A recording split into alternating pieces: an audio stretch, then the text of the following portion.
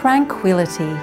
Water gardens are a stunning addition to any backyard, and water plants add an intense beauty to the gardening world.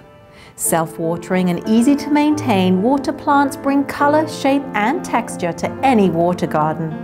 Today we're at Connon Nurseries, and with us is Dick Wazlowski to share his expertise of the water plant world. You're watching Daily Web TV.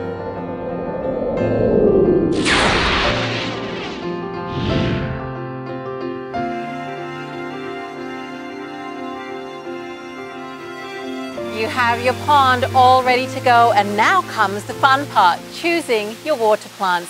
Now Dick, why are water plants so important to a pond?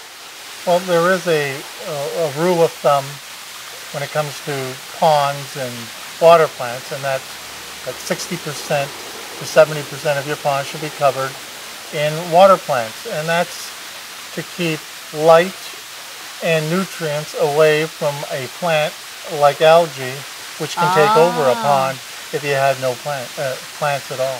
So by having lots of plants in your pond, you make it much easier to maintain.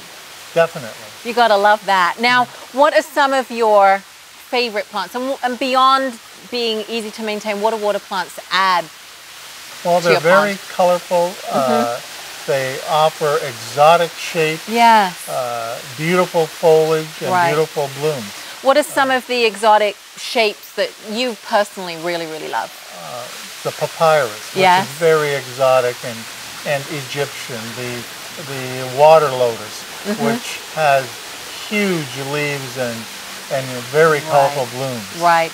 And do they open up in the sun and then close at night? Is that what happens to those? In many of them they do, and there are some that actually do the reverse, where they close in the day and open at night. Okay, so you've got that interest any time of day. That's right. Now, so the papyrus is one. Do you have any other favorites? Taro plant is also very interesting. The arrowheads, the pickerel weed. You can kind of divide some of them into either hardy or tropical. Right. Tropicals you would have to bring into a house to winter them. Hardy plants could stay in the pond. That's funny, because for me, as you know, not being the expert that you are, I would think that my water plants would die during the winter. So that's great. So you can have water plants that maintain, that live through the winter. That's right. That's fabulous. In the deep water of your pond. So now, it really opens up a whole new world for you, because it's, you have your annuals and your perennials. This gives you another dimension, I would assume. It certainly does, and it gives you the animals in your pond, the fish, the frogs, shade, a source of food for some of them, protection from things like raccoons or herons. That's fabulous. Are there any tips that you want to give to anybody that's buying plants for their pond? Certainly.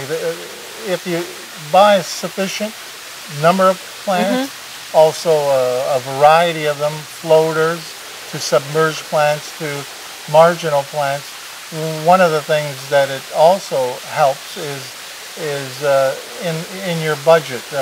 You don't need extra chemicals in the water to naturalize your pond, for instance. Right.